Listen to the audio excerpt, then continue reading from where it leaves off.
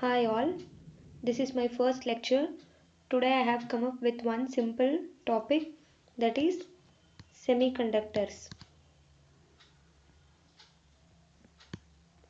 In order to understand the semiconductor concept, we must be aware of two things, that is materials and band theory. Band theory includes energy gap or energy band gap. So what does this exactly band theory deals with is, we all know that group of atoms join together in order to form a molecule. These atoms exerts pressure. So whenever this exerts the pressure or influence on one another, as a result there will be some energy level split up. This will form a closely placed levels. So whenever the atoms come together, they form a solid molecule. These splitted energy levels will be forming the continuous band. These form the continuous band in the allowed energy levels only. So these bonding of the atoms strengthened by sharing of electrons. This sharing of electrons is called as covalent bonding.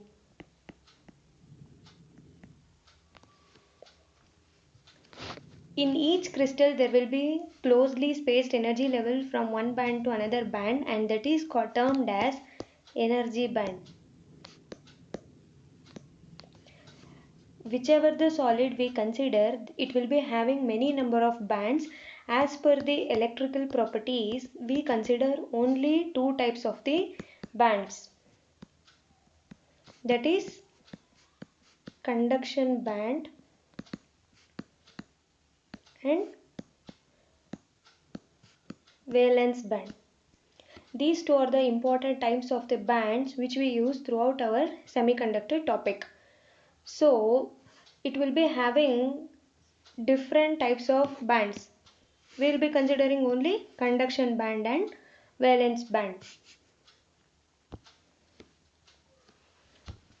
The valence band and the conduction band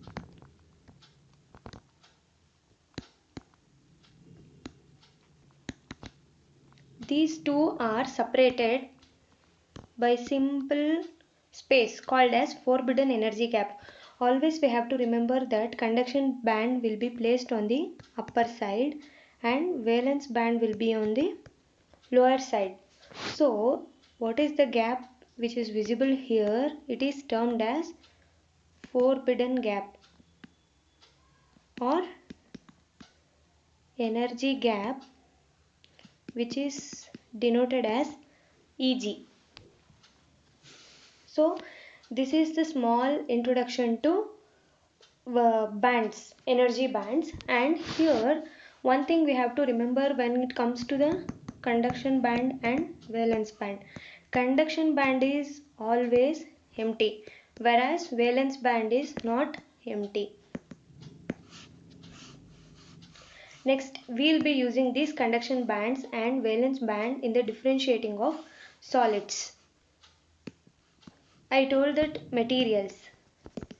What does the material actually mean is, it will be in terms of solid.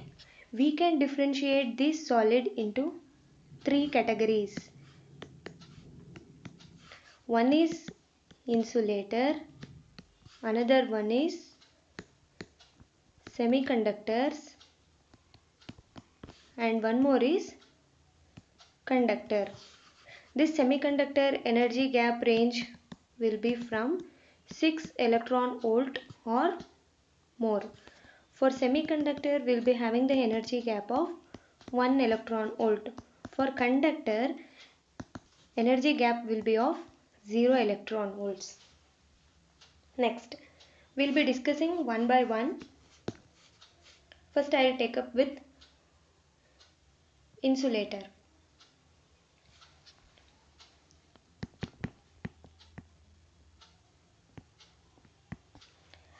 It offers a very low level of conductivity. Under pressure of applied voltage source, it offers very much less level of conductivity. So low level in the sense very less applied electric voltage is enough in order to conduct.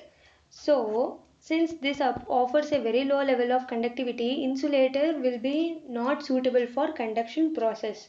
In insulators, conduction band and valence band are separated approximately up to 15 electron volt. I said 6 electron volt or more. The maximum range is 15 electron volts. So we'll be seeing the energy diagram of this. I already told that upper side is always conduction band, lower band is always valence band.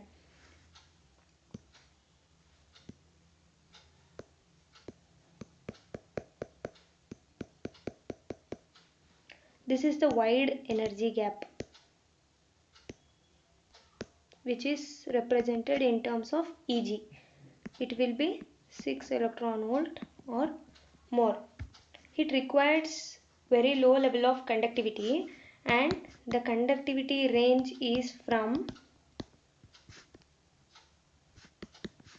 10 power minus 12 to 10 power minus 20 ohm per meter inverse. This is the unit of conductivity. In this range, the conductivity happens in insulator. So we'll be next switching on to the conductor.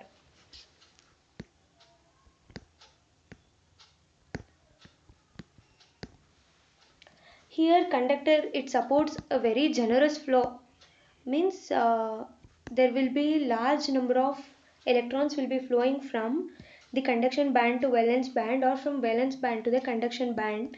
So it requires more number of electrons. Here what happens is there will be a limited magnitude is applied across its terminals, and here we can see that in conductor there will be a overlapped condition in between conduction band and valence band. So, though there is a generous flow of electrons from one band to another band, its conductivity lies from 10 power 5 to 10 power 8 ohm per meter inverse. Next, we will come up with the energy band diagram. This is the energy band diagram. This is energy axis. Here comes the conduction band. This is valence band. Here we can see the overlap.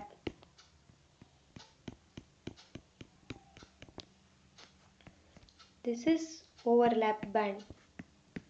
We know that energy band gap will be of 1 electron volt in conduction band. And the features of this conduction band is it has positive temperature coefficient, which means whenever we apply some voltage, and it must match the temperature range also. Whenever the voltage is increased, the temperature is also increased. This is called as positive temperature coefficient, which means voltage is directly proportional to temperature. Next, why this overlapping happens here and what is the use of this overlapping? The overlapping in the conduction band and valence band in this metal provides the free electrons. So whenever it provides the free electrons, it will be easy for the conduction process. Therefore, it requires a very small amount of electric field in order to start the conduction process. Small amount of electric field is required. And here, whenever the free electrons achieves the maximum velocity that is reaching the conduction band, it is termed as drift velocity. when it comes to the point of equation in metal or conductor, we are just talking about the conductor, but here you can consider metal. So metal is a good conductor of electricity. I am considering this metal. We can give the equation as Vd is directly proportional to capital E, which means drift velocity is directly proportional to the electric field. In order to remove this proportionality constant, we will be using Vd is equal to mu E capital E. This is the mobility of electron. Mobility of electron, we know the unit meter square per volt per second. This is the drift velocity concept, and it is also termed as Ohm's law.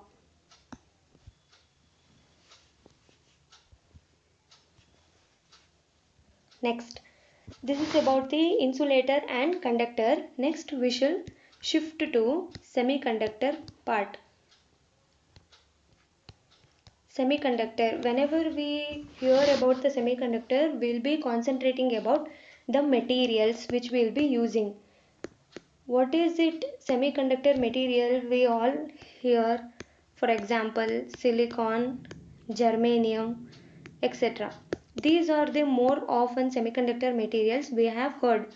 What does this semiconductor actually mean? Means this semiconductor material, it is a material in which the conductivity lies in between extremes of insulator and conductor. The conductivity lies in between the insulator or conductor, which means insulator, this does not provide any conduction.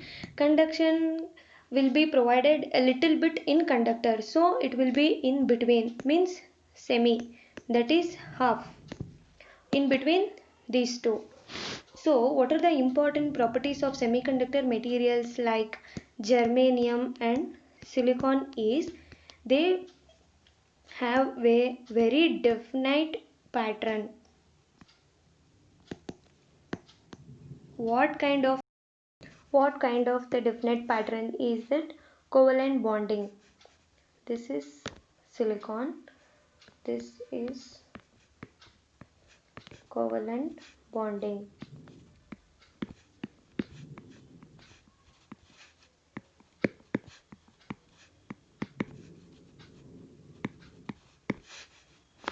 These are all negatively charged ions. So we all know that germanium atomic number is 32, silicon atomic number is 14. How it can be written in outer orbit is 2, 8, 18, 4. For silicon it is 2, 8, 4. Both these germanium and silicon are tetravalent atoms. Since these are tetravalent atoms, they form the covalent bond as shown in this figure. Next, as I told you that it has the temperature of positive, that is positive temperature coefficient. This positive temperature coefficient, what does it result in means there will be a substantial increase in the number of free electron. Whenever there is a positive temperature coefficient, there will be a availability of the free electrons in the material. So there will be a increase in free electron, but there will be a reduction in the resistance. Whenever there is an increase in the electrons, there will be a decrease in the temperature coefficient. So temperature is inversely proportional to resistance. This is about the semiconductor materials basic covalent bonding structure. Now we will be seeing the energy band diagram of semiconductor. Here upper band will be conduction band, lower band will be valence band.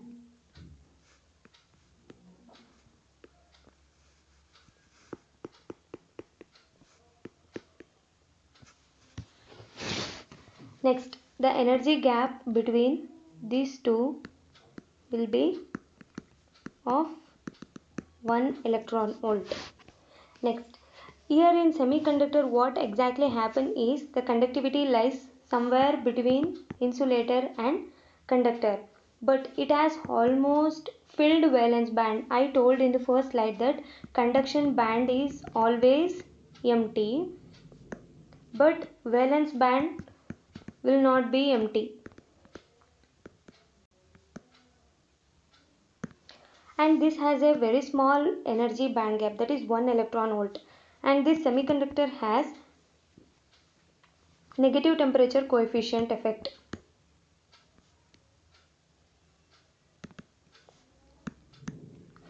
This negative temperature coefficient effect is only with respect to resistance. With respect to free electrons, it will be having positive temperature coefficient. So this is energy band, this is energy axis. And when since the conductivity is very less in semiconductor, we will be adding a suitable metallic impurities in order to increase the conductivity of this material. So which are the conductivities we are using here is, we will be using the doping materials.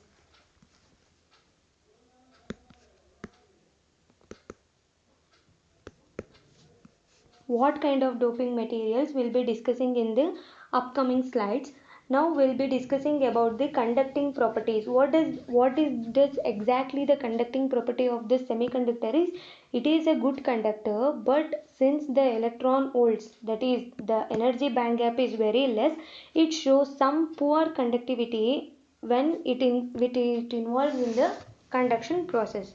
Hence the conductor is most important. Semiconductor will be very much used in fabrication of ICs and electronic gadgets. Now we shall see why only these semiconductor materials are used in the nowadays electronic gadgets or in fabrication process. Why this means, because of this silicon is very abundantly available, and it can be used for insulation process also. Electrical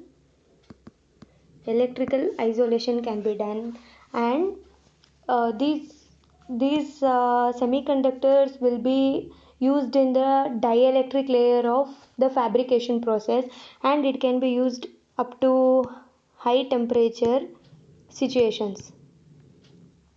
High temperature in the sense up to 200 degree centigrade, and it has very small reverse saturation current. Will be representing this as ISAT. Reverse saturation current will be very less, and these are mainly used in the fabrication of IC process. Both silicon and germanium are used, but more often silicon is used, because in some cases silicon is more preferable than germanium because of some properties I'll be telling you when it comes to the topic of energy band gap. Now I'll be discussing about the band gap of silicon and germanium. First, I'll take up the germanium. The band gap of germanium and silicon can be differentiated with two energy groups, 0 Kelvin and 300 degree Kelvin. One is at 0, one is at room temperature.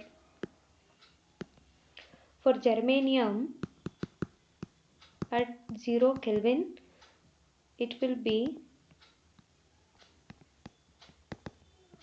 0.785 electron volts. At room temperature,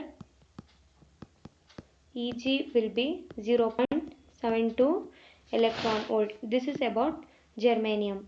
Now about silicon. At 0 degree Kelvin, the band gap will be 1.21 electron volt. At room temperature, the band gap will be 1.12 2 electron volt. We have to keep in mind the two things.